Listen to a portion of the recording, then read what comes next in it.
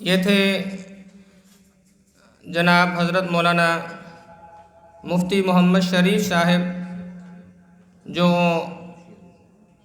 گلشن نعت سے نعتیہ پھول ہمارے سامنے بکھیر رہے تھے۔ دل بھی اسی کے ساتھ چلا، جان بھی چلی، دل بھی اسی کے ساتھ چلا، جان بھی چلی، جب جانب مدینہ کوئی قافلہ چلا، پیکرے آپ اہل حال یہاں جھومتے رہے، پیکرے آپ اہل حال یہاں جھومتے رہے، میں نعت پڑھ کے اپنی عقیدت سنا کے چلا۔ آپ حضرات کے علم میں یہ بات دیتا چلوں کہ ہماری آج کی اس تقریب کے مہمان خصوصی عظیم اسلامی اسکالر جناب حضرت مولانا مفتی ساجد الرحیم صاحب ہیں، اور ہماری آج کی اس تقریب کے صدارت استاد العلماء حضرت مولانا مفتی خالد محمود صاحب دامت برکاتہم العالیہ فرما رہے ہیں، اور ہمارے اس آج کے پروگرام کی زیر سرپرستی استاد العلماء حضرت مولانا علی احمد صاحب دامت برکاتہم العالیہ فرما رہے ہیں۔ یہ دونوں اکابر اہل ہارون آباد کے سروں کے تاج ہیں۔ اللہ رب العزت ان اکابر کا سایہ قادر صحت و سلامتی کے ساتھ ہمارے سروں پہ قائم و دائم فرمائے۔ تو انہی دو اکابر کی زیر صدارت اور زیر سرپرستی آج کا ہمارا یہ پروگرام چل رہا ہے۔ ابھی اپنے مہمان خصوصی کو انشاءاللہ آپ کے سامنے دعوت دیں گے۔ آج اپنی بے قراری کو قرار آ ہی گیا، یہ جو اشعار ہم مفتی ساجد الرحیم صاحب دامت برکاتہم العالیہ کی نظر کرتے ہیں، آج اپنی بے قراری کو قرار آ ہی گیا، جس کا شدت سے رہا انتظار آ ہی گیا۔ واعظ بے مثل کی آمد سے اے اہل چمن، واعظ بے مثل کی آمد سے اے اہل چمن، اس علاقے میں بھی اب الگ بہار آ ہی گیا۔ دعوت دیتا ہوں مہمان خصوصی عظیم اسلامی اسکالر جناب حضرت مولانا مفتی ساجد الرحیم صاحب مدیر جامعۃ الحسن شہیوال تشریف لاتے ہیں، جناب مفتی ساجد الرحیم صاحب۔ اور میں مجلس خطباء اہل سنت کی جانب سے اور وائٹل اسلامک ریسرچ سینٹر کی جانب سے میڈیا کے جتنے بھی حضرات ہیں، ان تمام حضرات کا تہ دل سے مشکور ہوں کہ یہ حضرات تشریف لائے اور ہمارے آج کے اس پروگرام کی کوریج کی ہم ان تمام حضرات کا تہ دل سے مشکور ہیں۔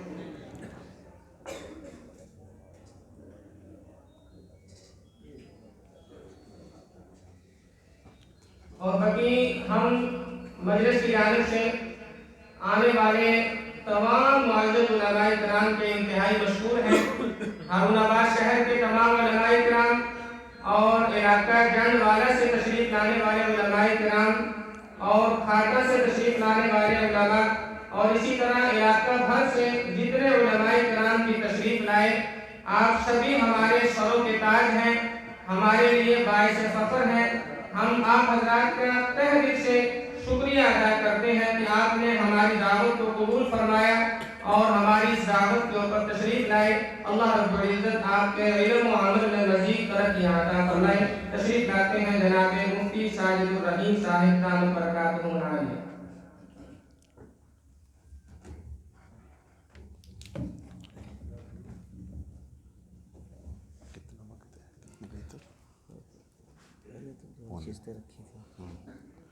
پونے 12 ہو گئے جی، ایک گھنٹہ۔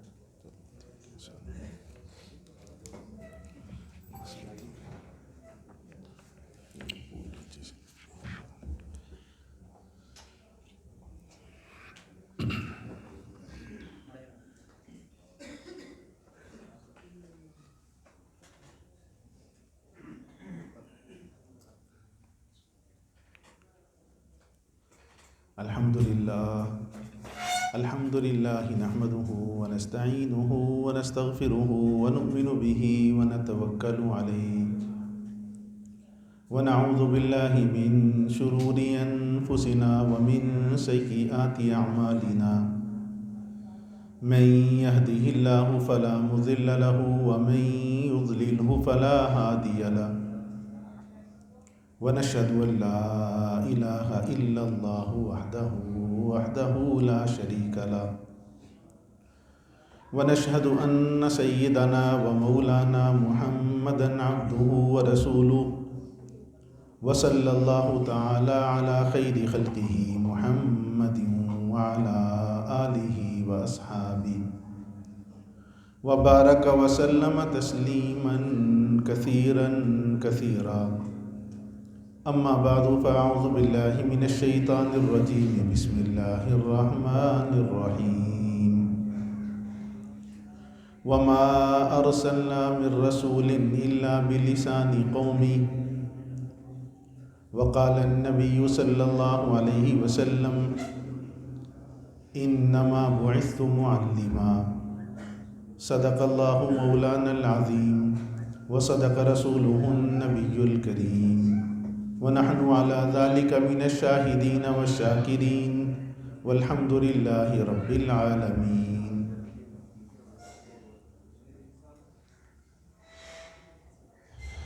قابل صد احترام و تکریم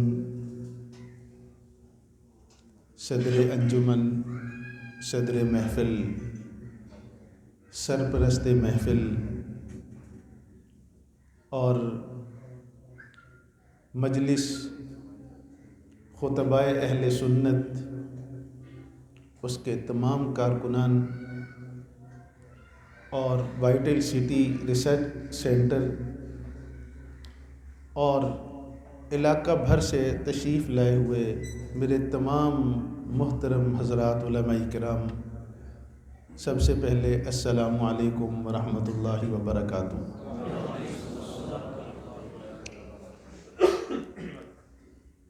ہمارے نقیب محفل بہت مبالغے کے ساتھ تعارف کروا رہے تھے۔ اسکالرز کا معنی مجھے بھی پوری طرح سے معلوم نہیں۔ میں ایک ملا ہوں، مسجد اور مدرسہ میرا گھر ہے، اور آج اپنے ان ساتھیوں کے بیچ بیٹھ کر فخر محسوس کرتا ہوں۔ اسکالرز وغیرہ کی اصطلاح یہ جو ہمارے اکابر حضرات تشریف فرما، ان کے پاؤں کے گرد کو نہیں پہنچتی۔ تو بہرحال ایک سیدھا سا ملا ہوں، اور یہ کوئی خطاب، تقریر، بیان نہیں ہے، ایک نشست، ایک گفت و شنید کی محفل ہے، اور مجھے یہی بتلایا گیا کہ آپ کے ذہن میں کچھ باتیں ہیں، آپ سامنے رکھیں، اور میں آپ سے توقع کروں گا کہ جو باتیں ٹھیک ہوں گی انشاءاللہ تائید فرمائیں گے، اور جو باتیں ٹھیک نہیں ہوں گی محفل میں کھڑے ہو کر ایک طالب علم کو آپ روک سکتے ہیں کہ یہ بات، اس بات سے مجھے اتفاق نہیں۔ اس لیے کہ میں اپنے اکابر کے مزاج کو جانتا ہوں، جن کے تم یہ ہم وارث ہیں، ان میں مداہنت نہیں ہے۔ جو بات ہوتی ہے ڈنکے کی چوٹ پہ ہوتی ہے، اور حق بات ہوتی ہے، اور اگر کوئی غلط بات ہو اس کے سامنے ڈٹنا بھی میرے اکابر کی سنت اور طریقہ ہے۔ تو میں خطاب نہیں کروں گا، اپنے اکابر کی موجودگی میں نصائح نہیں کروں گا۔ چند باتیں اس وقت کام کے حوالے سے، میں بھی ایک شہر میں کام کر رہا ہوں، آپ دوسرے شہر میں کام کر رہے ہیں، آپ کے تجربات سے میں استفادہ کرنا چاہتا ہوں۔ میرے تجربے میں اگر کوئی نئی بات آئی، شاید آپ کے لیے بھی وہ کہیں رہنما بن جائے، اللہ تعالیٰ اسے رہنما بنا دے۔ میں نے آپ کے سامنے قرآن کریم کی ایک آیت اور جناب نبی کریم صلی اللہ علیہ وآلہ وسلم کا ایک ارشاد تلاوت کیا ہے۔ اس وقت تمام محفل اہل علم کی ہے، اور اہل علم کے فضائل سے آپ سب باخبر ہیں۔ آپ کو علماء کے فضائل بتلاؤں تو سورج کو چراغ دکھانے کے مترادف ہے۔ اہل علم کے فضائل سے گفتگو نہیں، اس وقت جو میں کچھ معروضات پیش کرنا چاہتا ہوں کہ اہل علم کی ذمہ داریاں کیا ہیں۔ فضائل تو نقیب محفل نے بیان کیے، ماشاءاللہ مزید بھی بیان فرمائیں گے۔ ہماری ذمہ داریاں کیا ہیں؟ جس پر عالم ہونے کا لیبل لگ جاتا ہے، اس کے بعد اس کی ذمہ داری کیا ہوتی ہے، اس کو ہمیں سمجھنے کی ضرورت ہے۔ تو سب سے پہلی بات اس سلسلے میں کہ اللہ تعالیٰ نے ہمیں جو دولت نعمت عطا فرمائی ہے، ہمیں ان علوم کے لیے چنا ہے جو اس کائنات کی برگزیدہ ہستیاں جس کے لیے چنی گئی تھی، اسی سے ہماری ذمہ داریاں خود بخود سمجھ میں آ جاتی ہیں کہ ان برگزیدہ پیغمبروں کی کیا ذمہ داریاں تھیں۔ قرآن کریم ان انبیاء کی سیرت ہی کو بیان کرتا ہے۔ قرآن کیا ہے؟ انبیاء علیہ الصلوۃ والسلام کی پوری سیرت ہے، اور انہی کی سیرت پتہ چلتا ہے وہ ذمہ داریاں ہیں ان انبیاء کی۔ اور العلماء ورثۃ الانبیاء، اہل علم چونکہ انبیاء کے وارث ہوتے ہیں، ہماری بھی وہی ذمہ داریاں ہیں جو اللہ تعالیٰ نے ان انبیاء علیہ الصلوۃ والسلام کو عطا فرمائی تھی۔ سب سے پہلی ذمہ داری کہ اللہ تعالیٰ نے اس نعمت علم کے لیے ہمیں منتخب فرمایا۔ یہ علم میری ذات تک محدود نہ رہے، پہلی ذمہ داری یہ ہے کہ ہم اس علم کو دوسروں تک منتقل کرنے کو اپنا مشن بنائیں۔ اس علم کے لیے یہ ضروری نہیں ہے کہ آپ وقت کے شیخ الحدیث ہو، آپ کو بڑا عبور ہو گرامر پر، آپ کو بڑا عبور ہو فقہ پر، آپ کو بڑا عبور ہو حدیث پر۔ اس علم میں وہ بھی میرے نبی کا وارث ہے جس کو وضو کا صحیح طریقہ آتا ہے، جس کو نماز کا صحیح طریقہ آتا ہے، جو قرآن کریم کو تجوید کے ساتھ پڑھ سکتا ہو، جو قرآن کریم پڑھنے میں اس کی صفات ہیں ان کا خیال رکھ سکتا ہو، قرآن کریم کا ترجمہ جانتا ہو، قرآن کریم کی تفسیر جانتا ہو، حدیث کا ترجمہ کرنا جانتا ہو۔ ایک قرآن کریم صحیح پڑھانے سے لے کر بخاری شریف تک، نورانی قاعدے سے لے کر بخاری شریف تک، جس قبیل کا بھی عالم ہے اس کی ذمہ داری یہ ہے کہ اس کے پاس جتنی دولت ہے اسے آگے تقسیم کرے۔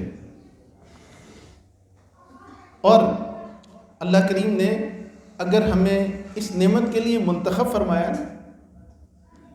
اب اگر یہ نعمت ہمیں عطا فرمائی ہم اپنے تک محدود رکھیں اور سینے میں لے کر اسے قبر تک چلے جائیں تو یاد رکھیں اس پر بڑی سخت وعیدیں بھی اللہ اور اس کے رسول نے ارشاد فرمائی۔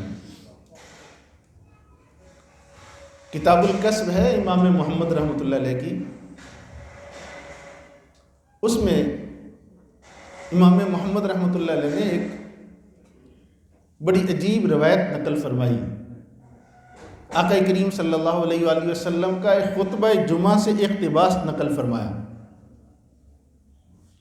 اس سے اہل علم کی ذمہ داری اور اس ذمہ داری کو پورا نہ کرنے والے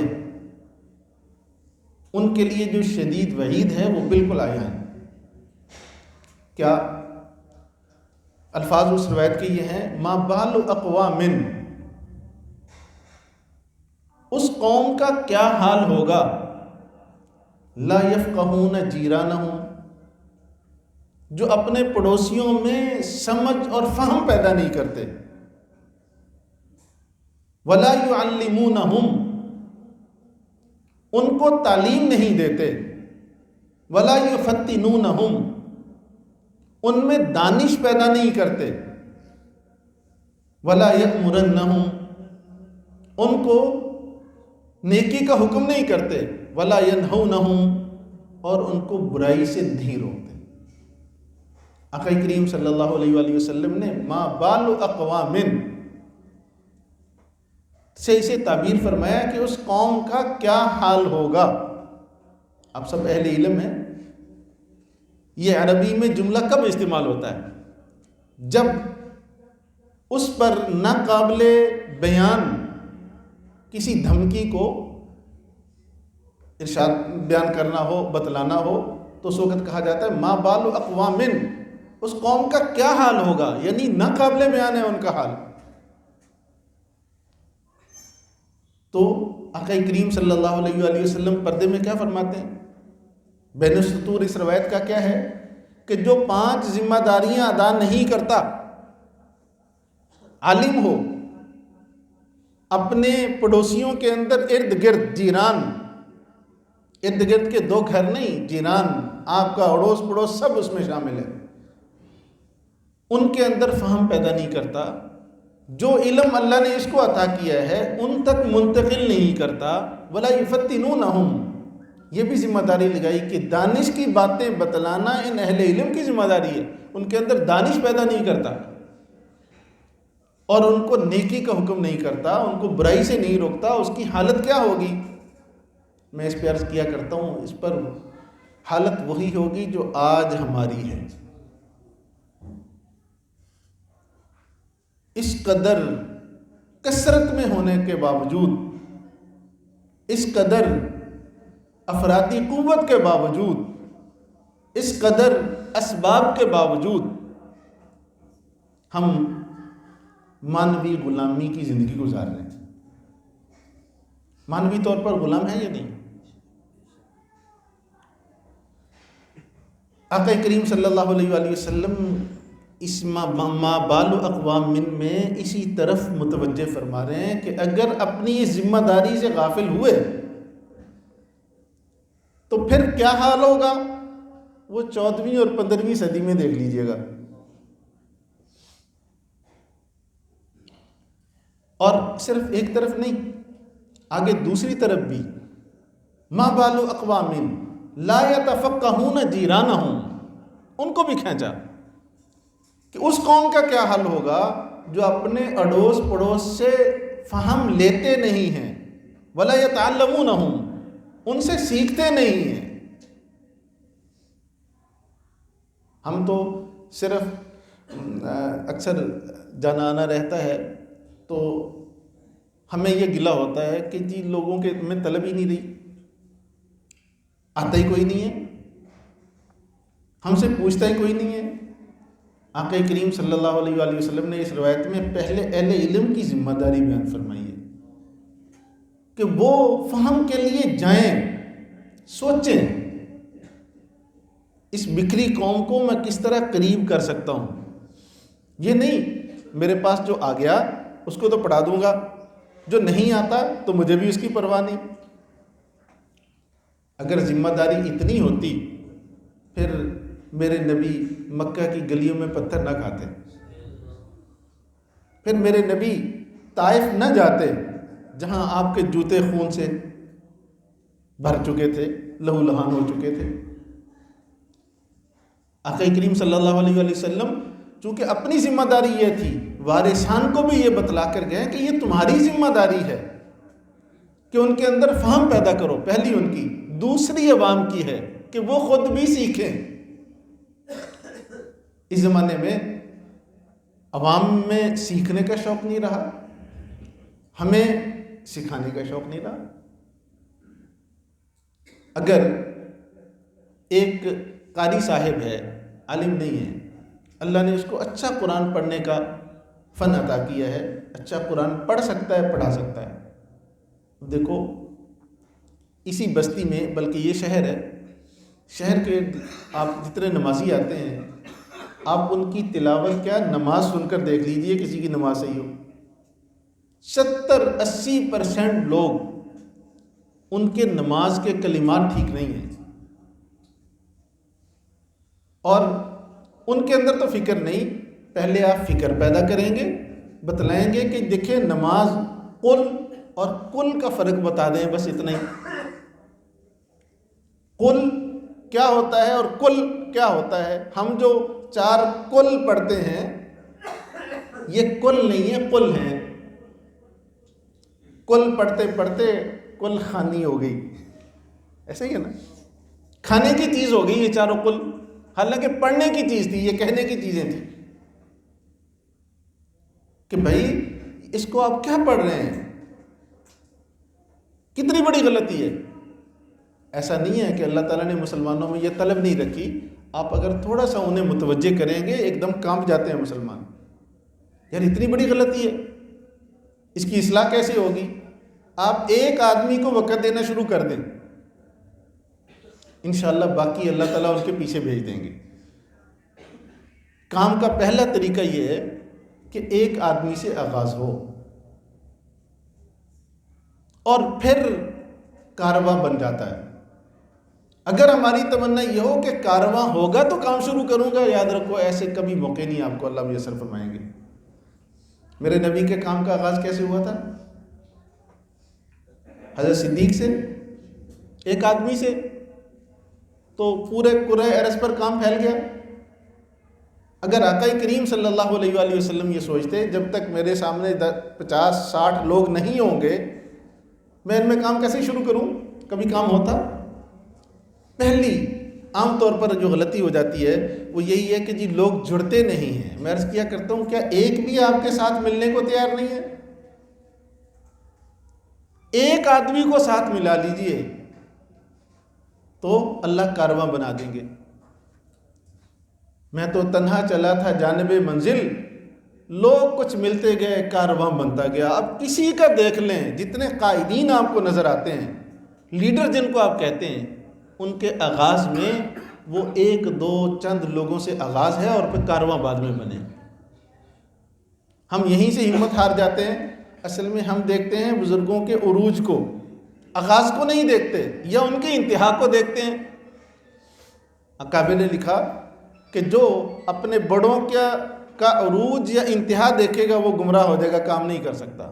بزرگوں کے آخر عمر کے جو مریدین، متعلقین، شاگرد ہوتے ہیں اکثر کارآمد نہیں رہتے.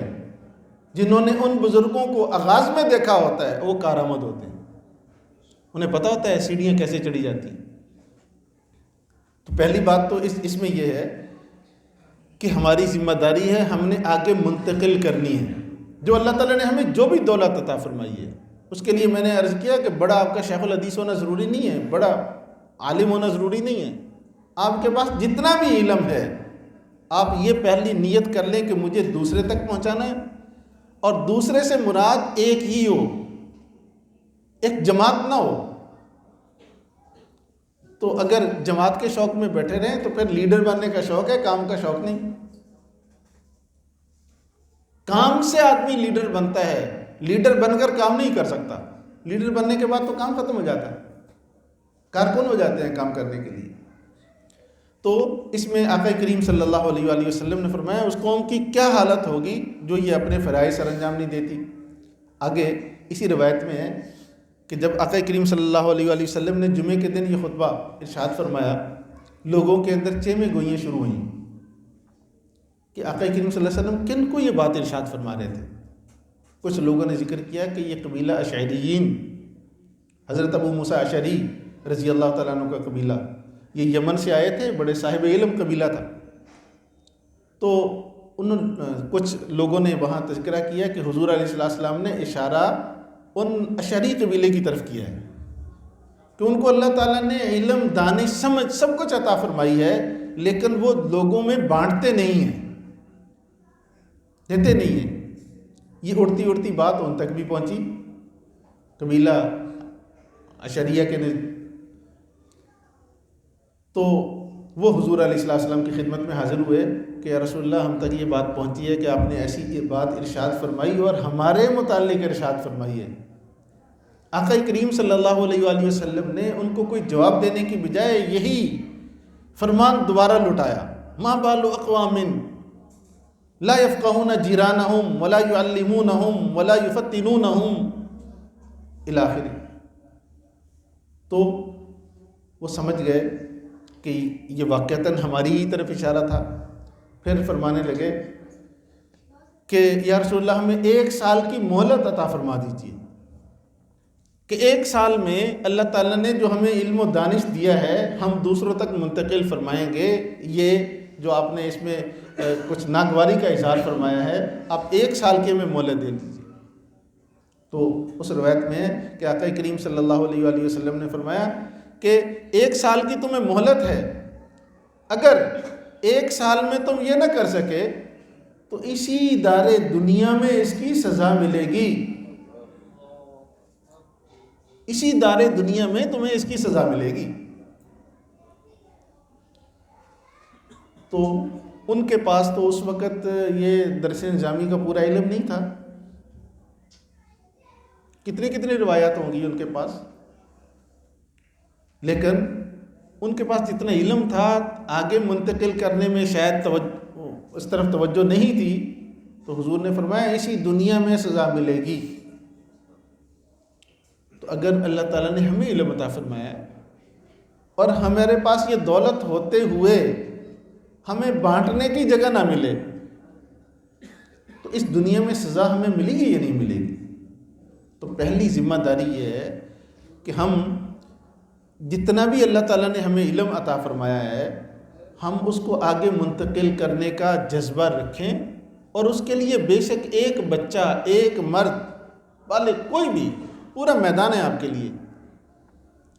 آپ اس کا سوچیں، جب آپ سوچنا شروع کریں گے نا تو آپ کے سامنے اللہ تعالیٰ کام کے اتنے در کھول دیں گے کہ آپ خود پریشان ہو جائیں گے کہ میں کہاں کہاں بمبا کجا کجا نام، میں کہاں کہاں بند باندھوں، کس کس کام کو کی طرف متوجہ ہوں۔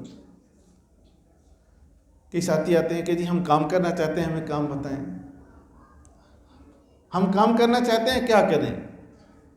میں ان سے یہی کہتا ہوں، عرض کیا کرتا ہوں کہ آپ یہ جذبہ بنا لیں، یا اللہ ہم کام کرنا چاہتے ہیں، اور جتنی صلاحیت ہے تھوڑی سی صرف کرتے ہیں، علاقے کے مطابق اللہ کئی در کھول دیں گے آپ پر۔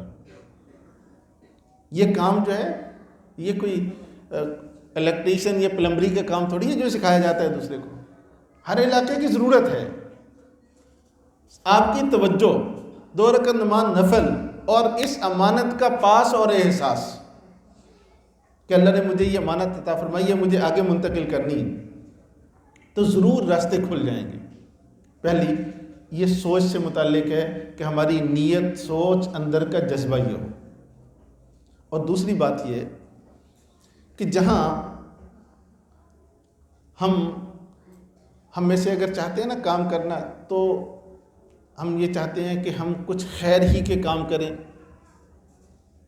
اور خیر ہی کے کاموں سے متعلق کچھ آگے علم بھی حاصل کریں کہ ہم کس طرح آگے کام کو بڑھائیں۔ ایک یہ بھی اہل علم کی ذمہ داری ہے کہ جس طرح ہم نے نماز کا طریقہ سیکھا ہے، وضو کا طریقہ سیکھا ہے، زکوٰۃ کے احکام ہیں، حج کے احکام ہیں، معاشرت کے احکام ہیں، معاملات کے احکام ہیں، پورے 52 باب ہیں ہدایہ کے، 56 کے قریب وہ باب ہیں، وہ سارے کے سارے احکامات ہی تو ہیں۔ وہ ایک تو یہ کہ ہم اس خیر کی طرف آتے ہیں، اہل علم کی ایک یہ بھی ذمہ داری ہے کہ اپنے اس زمانے کے مطابق جس طرح خیر کے علوم حاصل کرتے ہیں درس نظامی تک، اس طرح شر سے متعلقہ جو علم ہیں وہ علم بھی حاصل کرنا ہماری ذمہ داری ہے۔ جب تک ہم اس خیر کی اشاعت میں، خیر کی اشاعت کے علوم کو سیکھنے کے ساتھ ساتھ شر سے متعلقہ علوم نہیں سیکھیں گے، یاد رکھو شر کے جتنے سرچشمے ہیں ان کا در کون بند کرے گا؟ وہی انسان در بند کر سکتا ہے جسے معلوم ہے کہ یہ شر ہے اور کہاں سے نکل رہا ہے اور اس کی حقیقت کیا ہے، اور یہ بات تو عجیب سی ہے کہ شر کا علم سیکھو، لیکن خود سنت صحابہ ہے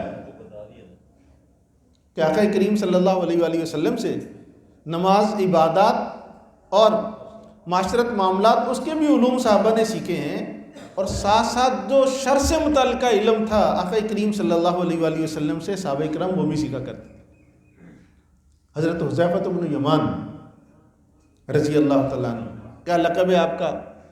صاحب سر رسول اللہ صلی اللہ علیہ وآلہ وسلم، آقا کریم صلی اللہ علیہ وآلہ وسلم کے رازدان تھے آپ، یعنی بعض چیزیں ایسی تھی جو صرف حضرت حذیفہ رضی اللہ تعالیٰ عنہ کے پاس تھی، منافقین کی لسٹیں، شریر لوگوں کی لسٹیں، ایسا ہی تھا نا۔ تو ان سے متعلق خود فرماتے ہیں کہ کانو یسألونہ عن الخیر وکنت اسألہ عن الشر،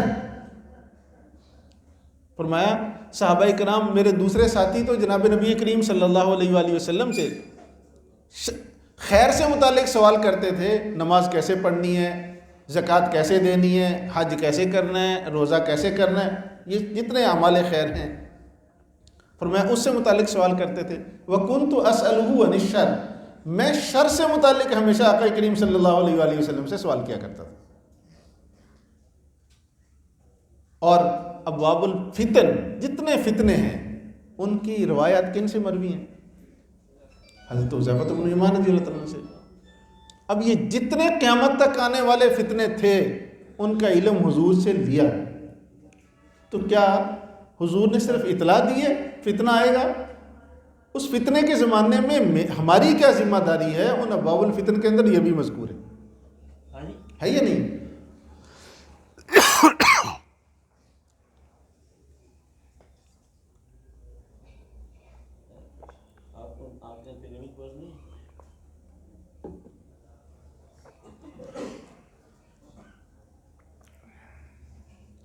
تو جس طرح حضرت حذیفہ بن یمان رضی اللہ تعالیٰ عنہ جناب نبی کریم صلی اللہ علیہ وآلہ وسلم سے اس شر سے متعلق سوال کیا کرتے تھے، اور آقا کریم صلی اللہ علیہ وسلم نے بہت سارے شرور کی، فتن کی نشاندہی فرمائی ہے۔ اب یہ وہ ایک ایک ہو کر کقطع اللیل المظلم، اندھیری رات کی وہ ٹکڑوں کی طرح وہ ایک ایک کر کے سایہ فگن ہو رہے ہیں۔ اب کیا اس اندھیرے میں ہم چپ کر کے بیٹھ جائیں گے؟ ہم تو اپنے آپ کو ٹھیکیدار تو نہیں، چوکی دار کہتے ہیں نا، چوکی دار کو تو اندھیرے میں مزید آنکھیں کھلی رکھنے کی ضرورت ہے، اور وہ کب آنکھیں کھلی رکھ کے اپنے دشمن کو کس طرح نشانہ اس کا لے سکتا ہے؟ جب اس کے پاس اس کے آنے کے رستے اور اس کا بھیس، اس کا حلیہ، اس کو اس بارے میں خبر ہو۔ اہل علم کی یہ بھی ذمہ داری ہے کہ جتنے شرور اس کے بارے میں بھی وہ باخبر ہو۔ معذرت سے یہ اس وقت ایک ایک چیز وہ فتنہ بن کے ہمارے سامنے آ رہی ہے نا۔ اس زمانے کا موٹی سی مثال ہے، سوشل میڈیا لے لیں آپ، انٹرنیٹ لے لیں، انٹرنیٹ یہ فتنہ ہے، اتنا بڑا فتنہ ہے، اتنا بڑا فتنہ ہے کہ ہر انسان کو اس نے متوجہ کر لیا۔ 99% انسانیت وہ انٹرنیٹ کی ڈسی ہوئی ہے۔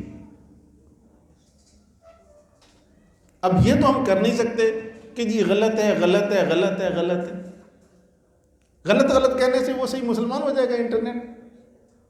اس وقت کیا ذمہ داری ہے ہماری کہ یہ جو ایک چیز، ایک شر ہماری طرف متوجہ ہوا ہے، اور یہ دشمن نے بے شک انسانیت کے قتل عام کے لیے اور اسلام کے قتل عام کے لیے سمجھے اس کی ایجاد ہے کہ اس میں وہ شر پوری دنیا تک انہوں نے پہنچانا ہے۔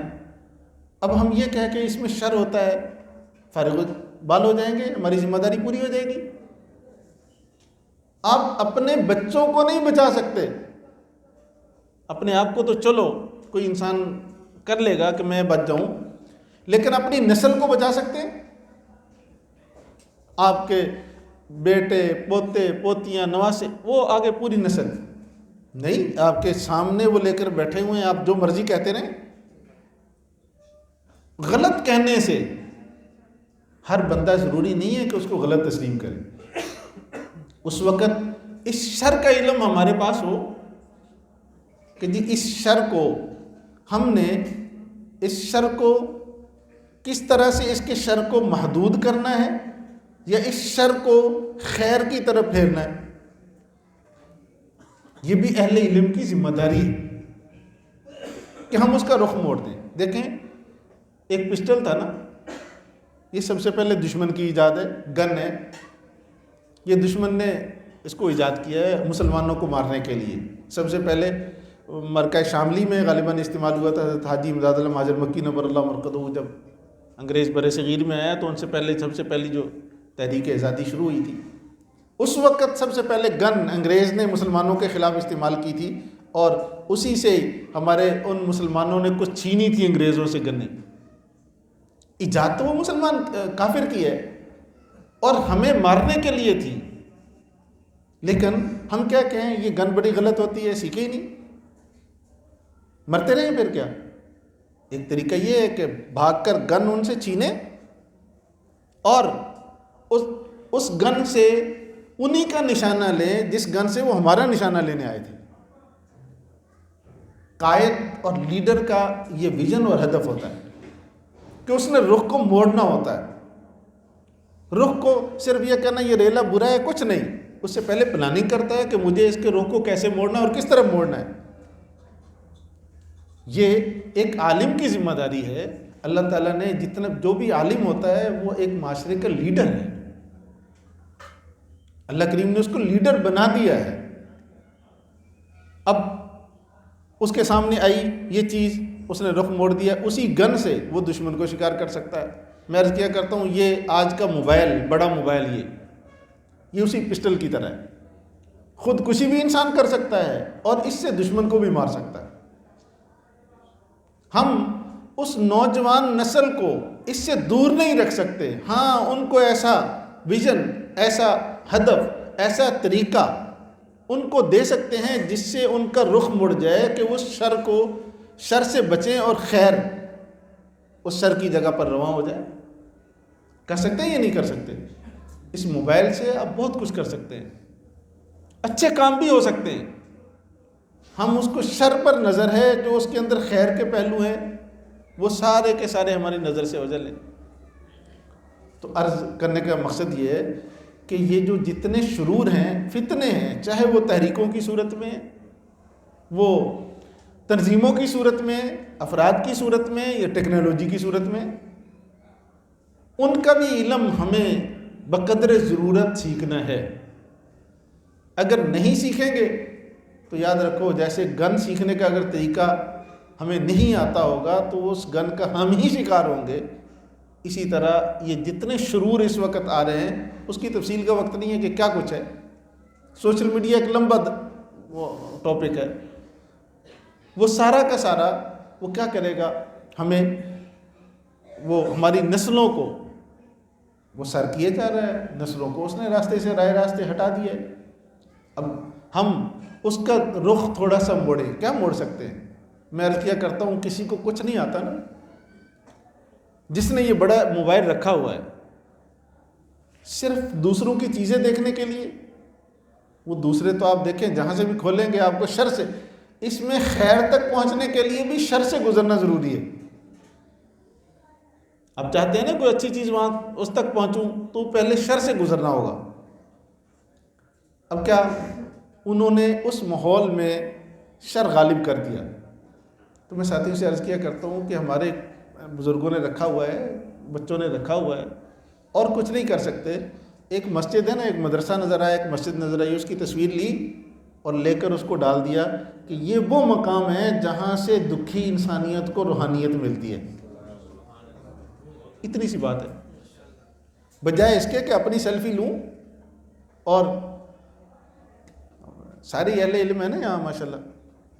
عام طور پر ہمارا کیا ہوتا ہے کہ جی کھانا کھا رہے ہیں اس کی ڈال دی، جناب وہ کسی پھول کے پاس کھڑے ہیں تو اس کی ڈال دی۔ میں عرض کیا کرتا ہوں یہ ٹھیک ہے کبھی کبھار آپ نے ڈال دی، لیکن کیا اچھا ہو کہ یہ ایک محفل ہے، دیکھیں یہ سارے ایک ایسے جو ہے نا وہ ایک دینی فکر لے کر بیٹھے، ایک مدرسہ ہے، یہاں قرآن پڑھایا جاتا ہے. کوئی بھی نیک عکس، آپ نے باہر پھول کی تصویر لے لی ہے، کہیں دیکھیں میرے اللہ کی تخلیق، اس کا شاہکار دیکھیے، مظاہر قدرت کی طرف لے جائیے ان کو. آپ اس میں کوئی ایسا ٹچ دے دیں جس سے آپ کی تبلیغ کا، یہ جو عرض کر رہا ہوں نا، ہماری ذمہ داری ہے کہ علم آگے دوسروں تک منتقل کریں. جو بھی چیز ہو اس سوشل میڈیا کے، آپ نے اس پھول کی تصویر لے لی ہے، کہیں دیکھیں میرے اللہ کی تخلیق. اللہ کا تعارف تو ہو رہا ہے نا وہاں. اس وقت تو انسانیت، وہ عالم کفر تو اس کے پیچھے پڑا ہوا ہے کہ اللہ کا تصور ہی ختم کر دیا جائے. دہریت چل رہی ہے اس وقت. اس وقت مذہب دشمنی چل رہی ہے. مذہب پسند لوگ جتنے بھی ہیں، وہ کوئی بھی ہوں، میں تو ان کو بڑی قدر کی نگاہ سے دیکھتا ہوں جو مذہب کا تصور رکھتے ہیں. اس لیے کہ پوری دنیا اس وقت اس کے پیچھے لگی ہوئی ہے کہ دنیا کو مذہب سے دیس نکالا دے دیا جائے. تو جو مذہب کا نام لیتا ہے قابل تعریف ہے. تو عرض کرنے کا مقصد یہ کہ جہاں ہم خیر کی چیزوں کی طرف متوجہ ہوتے ہیں نا، یہ جو شر کی چیزیں ہیں، اس کے اندر بھی ایک لیڈر کا کام ہے کہ وہ سوچے کہ جی میں اس میں کس طرح سے خیر، اس کا رخ خیر کی طرف موڑ سکتا ہوں. ہمارے بھائی تشریف فرمائے نا، اب موبائل میں عکس بندی کر رہے ہیں، ایک نیک محفل کی ہو رہی ہے، یہی سوشل میڈیا پہ ڈالیں گے. ابھی بات ہو رہی ہے، یہاں بندہ 150 بیٹھا ہوگا، 200 بیٹھا ہوگا، سوشل میڈیا پہ جائے گا تو بسا اوقات 20-20 لاکھ تک لوگ دیکھ لیتے ہیں ویڈیو. ایک چھوٹے سے حبشی کی تلاوت تھی پچھلے دنوں، حبشی تھا وہ، تلاوت اس نے چند آیتیں کی، مجھے کسی نے بھیجی تو میں نے لگا دی. ابھی میں دیکھ رہا تھا پچھلے دنوں میرے دوارا سامنے آئی تو تقریباً 21 لاکھ لوگ اسے سن چکے ہیں. 21 لاکھ لوگ صرف ایک میرے، اس میں محنت کتنی صرف ہوئی ہے، میرے خیال میں کوئی 1 سے 1.5 منٹ. یہ جملہ اس کے اوپر میں نے لکھا تھا کہ دیکھیں حسن جو ہے نا، وہ تیکھے پن اور وہ نقش و نگار اچھے ہونے سے نہیں ہوتا. بسا اوقات حسن جو ہے وہ اخلاق سے بھی ہوتا ہے اور حسن صوت سے بھی ہوتا ہے. وہ بالکل سیاہ حبشی ہے، اندھیرا نظر آتا ہے، لیکن جب تلاوت کرتا ہے تو انسان کی جو ہے نا وہ اندر فوراً، جیسے مولانا سفیان صاحب کو بھی تلاوت کر رہے تھے، قرآن کی خاصیت ہے، وہ باطن کو ہلاتا ہے. 21 لاکھ لوگ اسے جو لائک کرنے والے وہ لاکھوں میں. تو وہ ایک اس ماحول کے اندر خیر پھیل گئی. اب اگر میں یہ کہوں کہ یہ بالکل غلط ہے، اس میری بات کو کوئی نہیں لے گا کہ جی ساری دنیا کر دی ہے جی، پھر کی ہے. گناہ جب عام ہو جاتا ہے تو اس کی وہ کیا کہتے ہیں، ہیبت کم ہو جاتی ہے. گناہ جب عام ہو جاتا ہے، لوگوں کے ہاں اس کی وہ رہتی نہیں ہے، شناخت نہیں رہتی ہے، تو اس کو یہ کہنے سے کہ یہ برا ہے یہ نہیں کام چلے گا، اس کا رخ موڑنا ضروری ہے. اور تیسری بات اس سلسلے کہ میں یہ عرض کروں گا، جو سب سے اہم بات ہے آج کی نشست کی، کہ ہم جس قوم میں یہ اپنی ذمہ داری پوری کرنا چاہتے ہیں، جس قوم میں کام کرنا چاہتے ہیں، جس قوم تک یہ علوم نبوت پہنچانا چاہتے ہیں، اس قوم کی زبان کو، لسان کو سمجھنا بھی چاہیے، اسے آنا بھی چاہیے، اور اس لسان قوم کے بغیر آپ کی آواز دور تک نہیں جا سکتی. سب سے اہم نقطہ یہ ہوتا ہے کہ آپ جس سوسائٹی میں، جس معاشرے میں کام کرنا چاہتے ہیں، اس کی لسان سے واقفیت حاصل کریں اور ان کو دین ان کی لسان میں پہنچانے کی کوشش کریں، زبان میں پہنچانے کی کوشش کریں. اور یہ میں اپنی طرف سے نہیں، میں نے جو آپ کے سامنے آیت پڑھی ہے نا، اللہ جل جلالہ نے انبیاء علیہ الصلوۃ والسلام کو یہی ایک ذمہ داری بھی دی تھی اور سنت اللہ بھی یہی ہے، وَمَا أَرْسَلْنَا مِن رَّسُولٍ إِلَّا بِلِسَانِ قَوْمِهِ. ہم نے جو بھی رسول بھیجا وہ لسان قوم دے کر بھیجا، قوم کی زبان دے کر اسے بھیجا. اس لیے کہ جب تک آپ کے پاس قوم کی زبان نہیں ہوگی نا، وہ قوم آپ سے متاثر نہیں ہو سکتی، آپ اس کے لیے مؤثر نہیں ہو سکتے. وہ ضروری ہے کہ آپ اس سے واقفیت حاصل کریں. اب ایک وقت تھا کہ جی ہم یہ کہتے تھے، میں تو بلکہ جہاں پڑھا ہوں، دن حضرت کے پاس میرے آخری 3 سال گزرے ہیں، حضرت مفتی رشید احمد صاحب نور اللہ مرقدہ، تو وہاں تو ایک لفظ بھی انگلش کا بولنا حضرت کے یہاں بڑا جرم تھا. لیکن اب میں یہ کہوں کہ یہ دشمن کی زبان ہے، اس کا بولنا ناجائز ہے، حرام ہے، اور ہوگا پھر وہی کہ یار من ترکی و من ترکی نمیدان. سامنے قوم وہ ایک زبان رکھتی ہے اور میں ٹھیٹھ عربی کے اندر خطبہ ارشاد کر رہا ہوں، خطبہ دے رہا ہوں، کوئی سنے گا؟ وہ یہ کہیں گے ہمارے حضرت بڑے نیک ہیں، بڑے علمی آدمی ہیں، لیکن ان کی بات سمجھ میں نہیں آتی، ماشاءاللہ بس ہدیہ بھی دے دیں گے، احترام سے مل بھی لیں گے، لیکن آپ کا کوئی کام ان تک نفوذ نہیں کر سکے گا. اگر چاہتے ہیں کہ آپ کا کام ان تک نفوذ کرے، آپ کا کام ان تک پہنچے، تو لسان قوم ضروری ہے کہ ہم اس قوم کی زبان کو بھی تھوڑا سا سیکھیں، اور ہم ان کو پیغام انہی کی زبان میں دینے کی کوشش کریں.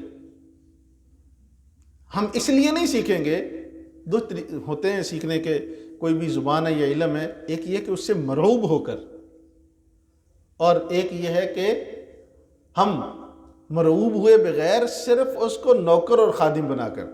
ہمارے استاد گرامی شیخ الاسلام حضرت استاد جی مفتی تقی عثمانی صاحب دامت برکاتہم العالیہ اکثر فرمایا کرتے ہیں، فرمایا یہ باقی جتنی زبانیں ہیں ان کو بطور لونڈی اور غلام تو ہم لے سکتے ہیں، ان کو آقا نہیں بنایا جا سکتا.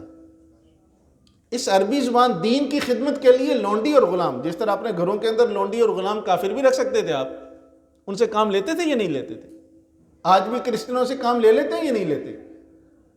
تو اگر ان کافروں سے کام، ان کے غلام اور لونڈی سے گھروں کے اندر لیا جا سکتا ہے، اس دین کی نشر و اشاعت کے لیے، اس کی سربلندی کے لیے، دوسروں تک منتقل کرنے کے لیے ان کی زبان کا واسطہ نہیں استعمال کیا جا سکتا؟ ہاں، اس سے مغلوب اور مروب نہ ہو، یہ تاثر نہ جائے کہ جی جس نے انگلش زبان سیکھ لی ہے تو یہ گویا کہ آقا بن گیا، اور جس کو نہیں آتی وہ اب غلام ہے. اور یہ تو آپ سب اہل علم ہیں، جانتے ہیں کہ آقا کریم صلی اللہ علیہ وآلہ وسلم نے ایک صحابی کی مستقل تشکیل فرمائی تھی کہ عبرانی زبان، یہودیوں کی زبان سیکھی جائے. آپ اگر کسی بھی، جو ہم کئی ساری قومیں بستی ہیں نا پاکستان میں، پشتو ہے، پنجابی ہے، سرائکی ہے، بلوچی ہے، سندھی ہے. اب دیکھیں کہ سندھی زبان میں اگر آپ چاہیں کہ میں ٹھیٹھ سرائکی میں بات کروں، اثر انداز ہوگی؟ یہ ٹھیٹھ عربی کے اندر بات کروں، اثر انداز ہوگی؟ اردو کے اندر بات، اگر اردو کے اندر بات کرتے کرتے میں کہیں سندھی کا ٹچ دوں گا تو بالکل مجمع پورا متوجہ ہو جائے گا. کیوں؟ لسان قوم ہے نا، اور قوم کی لسان کو جب اسی کی زبان میں بات کی جاتی ہے وہ دل تک اثر انداز ہوتی ہے.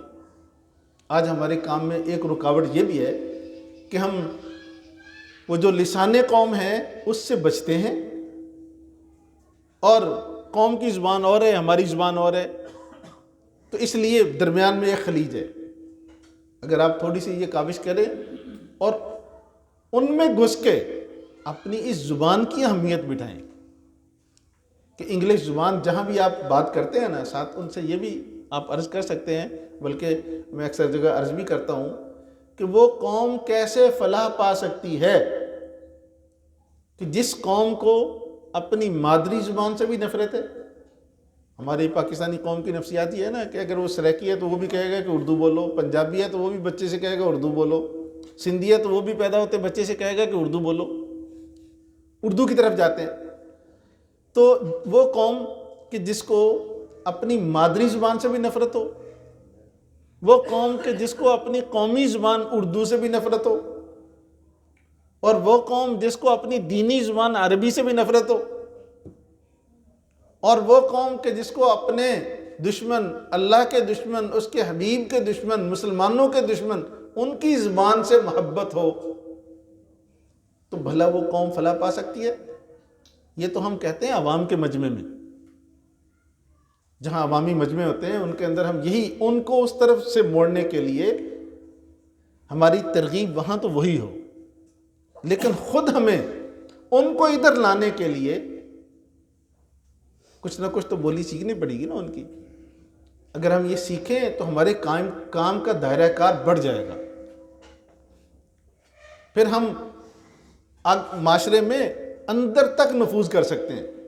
ورنہ کیا ہوگا، وہ کہیں گے کہ ماشاءاللہ نیک بہت ہیں لیکن ہمارے کام کے نہیں ہیں، یہ مولوی صاحب ہمارے کام کے نہیں ہیں، بہت اچھے ہیں، خدمت بھی کر دیں گے، لیکن آپ کی بات ان کے اندر اثر انداز نہیں ہوگی جب تک کہ یہ بنیادی لسان قوم سے ہمیں واقفیت نہ ہو۔ پھر چوتھی چیز وہ یہ بھی کہ جو بھی عالم ہو، جب تک اس کے اندر یہ جذبہ نہ ہو کہ جی اللہ تعالیٰ نے مجھے اپنے اس دین کے لیے اگر منتخب کیا نا، میرے ہوتے ہوئے جس ماحول اور سوسائٹی میں جی رہا ہوں کوئی اور نظام، کوئی اور سسٹم حاوی ہو جائے، کیوں؟ میرے ہوتے ہوئے ایسا نہیں ہو سکتا۔ کم از کم میں اپنے مثال کے طور پر 100 گھر کا، مسجد کے ارد گرد کا وہ نیت کر لیتا ہوں کہ ان 100 گھروں کے اندر میرے ہوتے ہوئے کسی اور کی بات چلے، یہ ممکن نہیں ہے۔ اگر آپ یہ سوچ لیں نا، اس کو کہتے ہیں غیرت ایمانی، کہ جی اللہ نے مجھے علم دیا اور میں نبی کا وارث ہوں، تو یہاں ان 100 گھروں کے اندر کسی اور کی بات کریں، یہ تہذیب اور ہو، زبان اور ہو، تعلیم اور ہو، نظام اور ہو، یہ میرے ہوتے ہوئے نہیں ہو سکتا۔ اگر یہ جذبہ آپ کے اندر پیدا ہو گیا نا، تو پھر الحمدللہ 100 نہیں 1000 لاکھوں گھروں تک آپ کی بات پہنچ جائے گی۔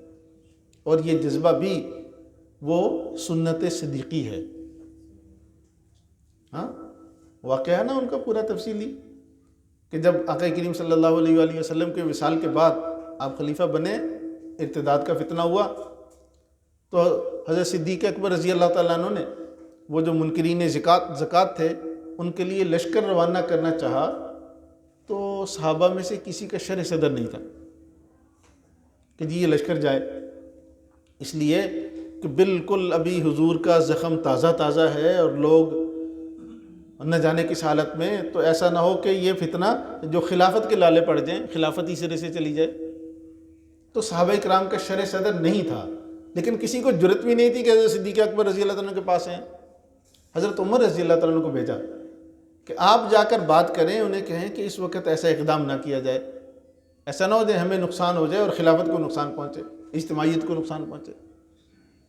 تو آپ نے وہ سنے ہوں گے الفاظ کہ حضرت صدیق اکبر رضی اللہ تعالیٰ کے پاس جب حضرت عمر رضی اللہ تعالیٰ تشریف لے گئے نا، فرمایا اے عمر، تم زمانہ جاہلیت میں اتنے بڑے بہادر تھے اور اسلام لا کر بزدل ہو گئے ہو۔ اور اس کے بعد ہی حضرت عمر رضی اللہ تعالیٰ نے فرمایا تھا کہ میرا اس کے بعد شرح صدر ہوا، اور پھر اس کے بعد حضرت صدیق اکبر رضی اللہ تعالیٰ نے دوسرا جملہ فرمایا تھا، اَيُنْقَصُ الدِّينُ وَأَنَا حَيٌّ، دین کم ہو جائے اور میں زندہ رہوں، دین میں نقص پیدا ہو جائے اور میں زندہ رہوں، جب تک یہ وارثان صدیق کا یہ جذبہ نہیں ہوگا، یاد رکھیں فتوحات خود نہیں آیا کرتی، اس کے لیے قدم اٹھانے پڑتے ہیں۔ اللہ تعالیٰ ہمارے بہت زیادہ کاوش نہیں لیتے، ہمارا جو اقدام ہے نا، کہ ہم یوں سوچ لیں، ہمارے اندر یہ جذبہ بھی بڑا، اس کے اثرات دور رس ہوتے ہیں۔ جو آدمی اللہ کی ذات پر کامل توکل رکھتا ہے نا، اور جو آدمی بہادر ہوتا ہے نا، ڈر ہوتا ہے، اس کی بات کا، اس کے جذبے کا وہ اثر دور دور تک ہوتا ہے کہ یار یہ اس بندے کو زیر نہیں کیا جا سکتا، اس بندے کو نہیں ہٹایا جا سکتا، اس بندے کو نہیں منایا جا سکتا، کیونکہ اللہ کی ذات پر اس کا اعتماد ہوتا ہے۔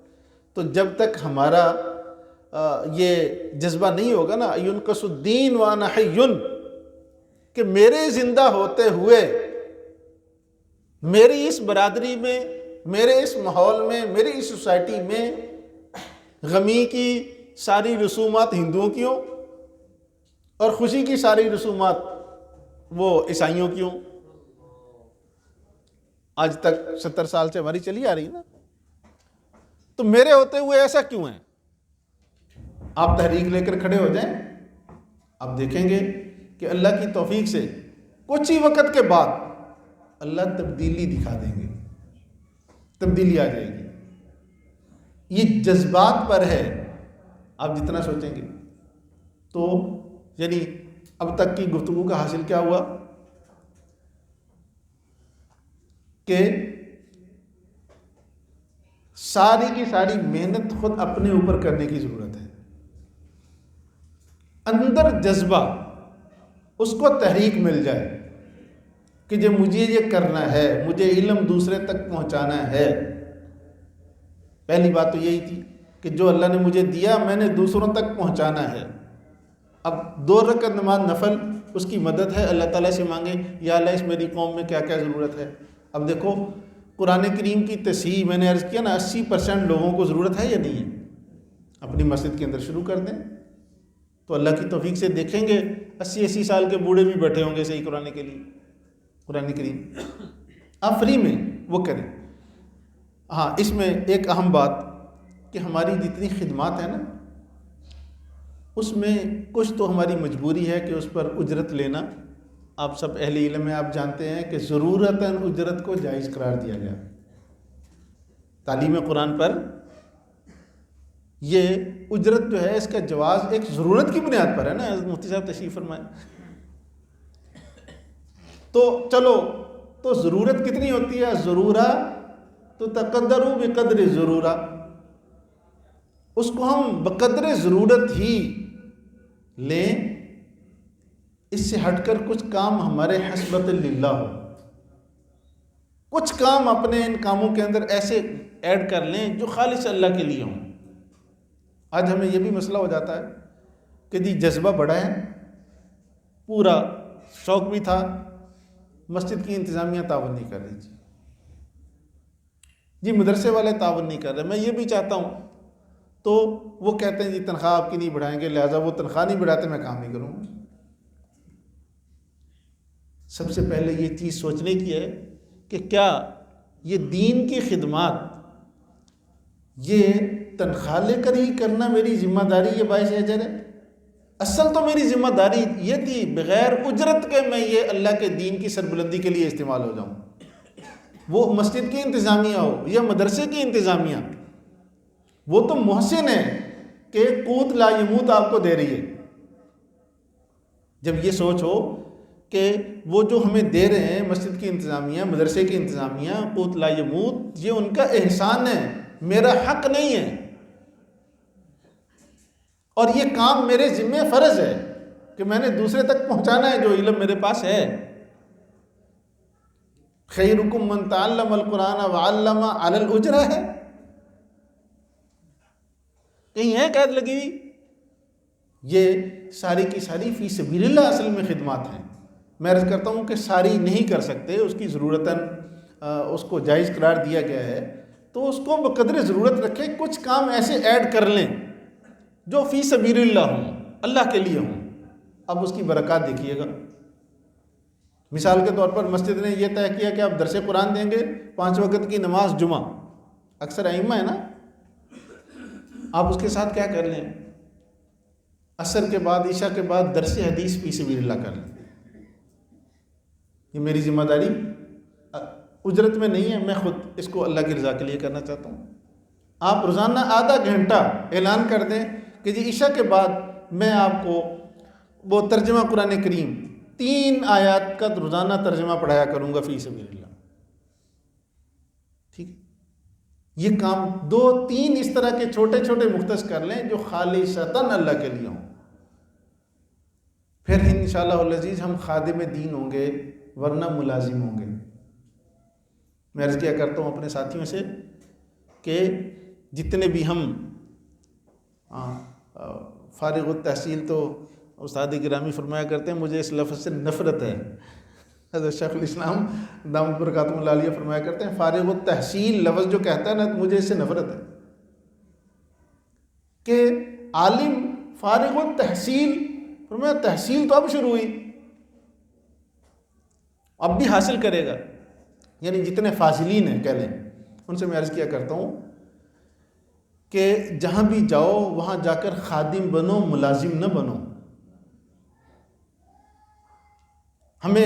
ہم دین کی خدمت کے لیے استعمال ہوں، ملازمت تلاش نہ کریں.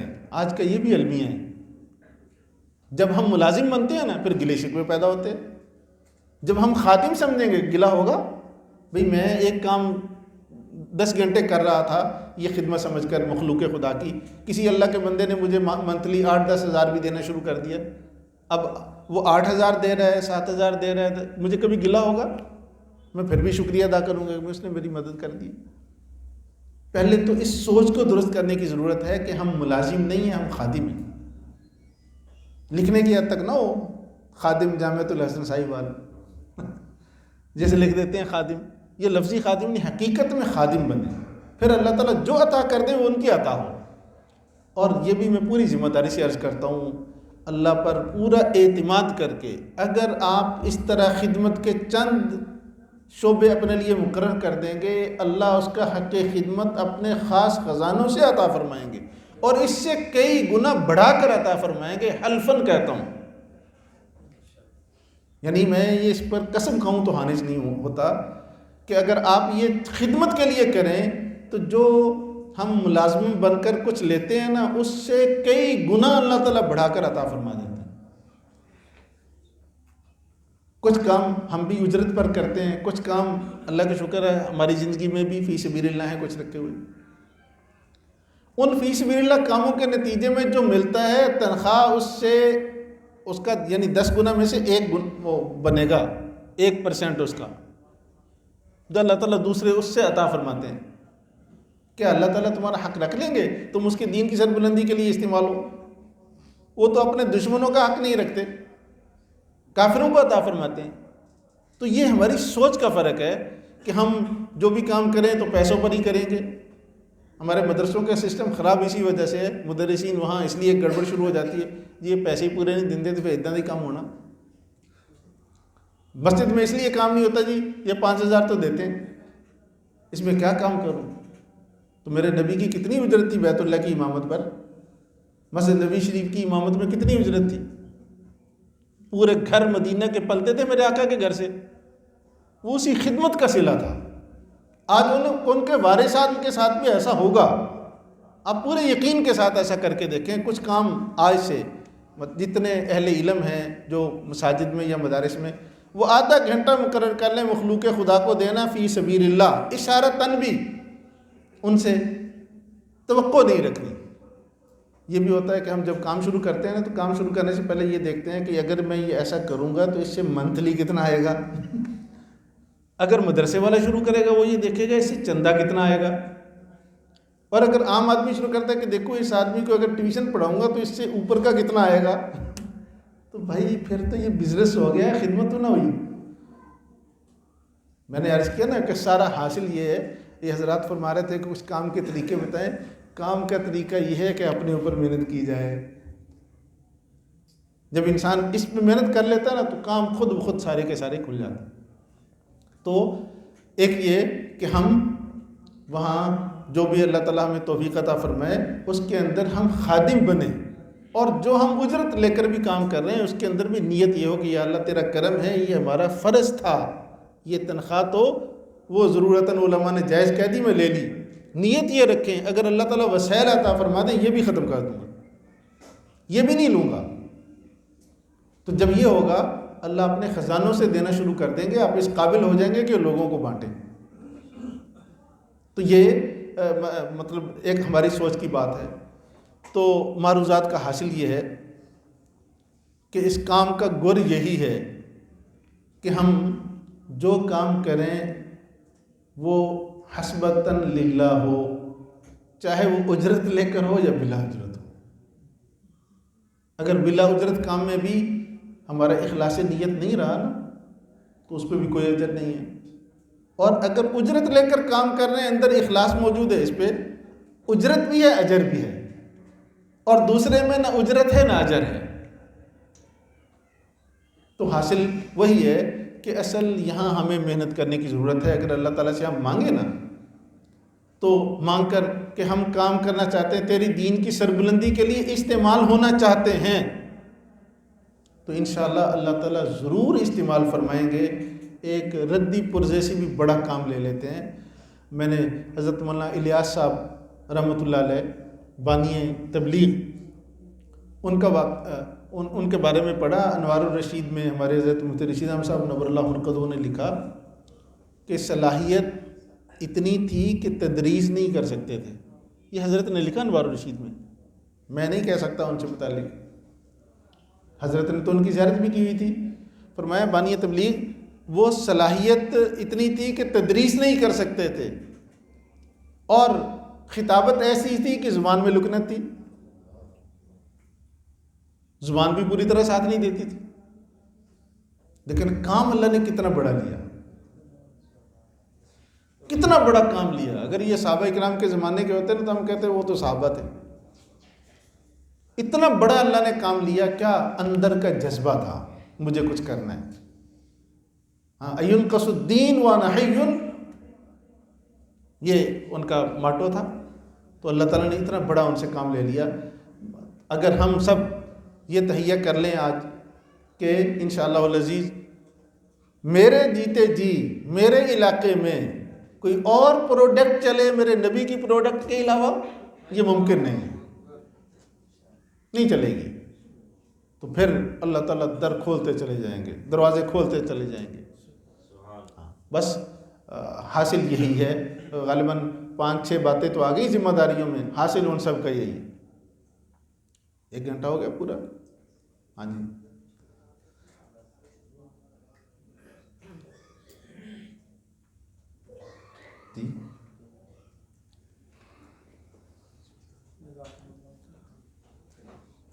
مجھے 11:15 بجے انہوں نے فرمایا تھا کہ 1 گھنٹہ بعد